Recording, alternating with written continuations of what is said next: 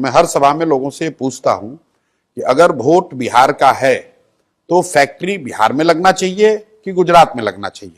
लोग बताते हैं कि नहीं भैया, वोट हम लोग का है तो फैक्ट्री तो यहां लगना चाहिए। और फिर मैं पूछता हूं, अच्छा भाई, सभा में जितने लोग बीजेपी को वोट दिए हो, ये बताओ कि 15 साल में मोदी जी ने फैक्ट्री कहां लगाया? बिहार में लगाया है ज्यादा फैक्ट्री कि गुजरात में? तो लोग खुद ही कहते हैं गुजरात में। तो मैं ये कह रहा हूं भाई, ये तो नहीं होना चाहिए कि आप वोट बिहार में लीजिएगा और फैक्ट्री गुजरात में लगाइएगा। ये मैंने कब से कहना शुरू किया, ये समझिए। मोदी जी आए मधुबनी में, मधुबनी के अपने भाषण में मोदी जी ने कहा कि सहरसा से एक नई वंदे भारत ट्रेन चलेगी जिससे श्रमिक परिवार के बच्चे सुविधाजनक तरीके से महाराष्ट्र और गुजरात जा पाएंगे वहां मजदूरी करने। अब इसका बड़ा लोगों ने ताली बजाया, कुछ पत्रकारों ने स्वागत भी किया कि मोदी जी की बड़ी सौगात, एक नई वंदे भारत। पहला व्यक्ति प्रशांत किशोर है जिसने इसका विरोध किया है।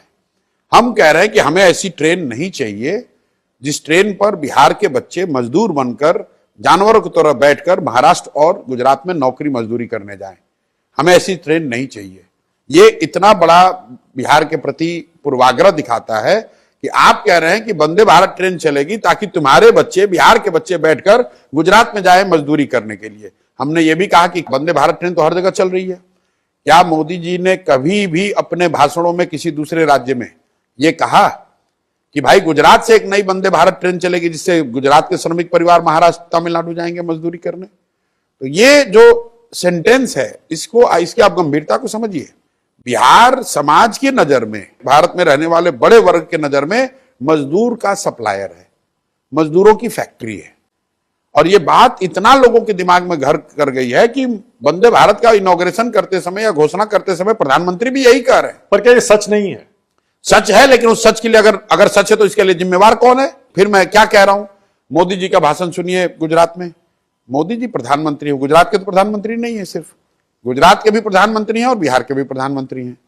मोदी जी गुजरात में गए, उन्होंने कहा जब गुजरात 2035 में 75 साल का हो तो मैं चाहता हूं कि गुजरात की अभी से प्लानिंग हो कि वहां शिक्षा कैसे होगी, वहां इंडस्ट्री कितना होगा, वहां इनकम कितना होगा, गुजरात में कल्चर की स्थिति क्या होगी।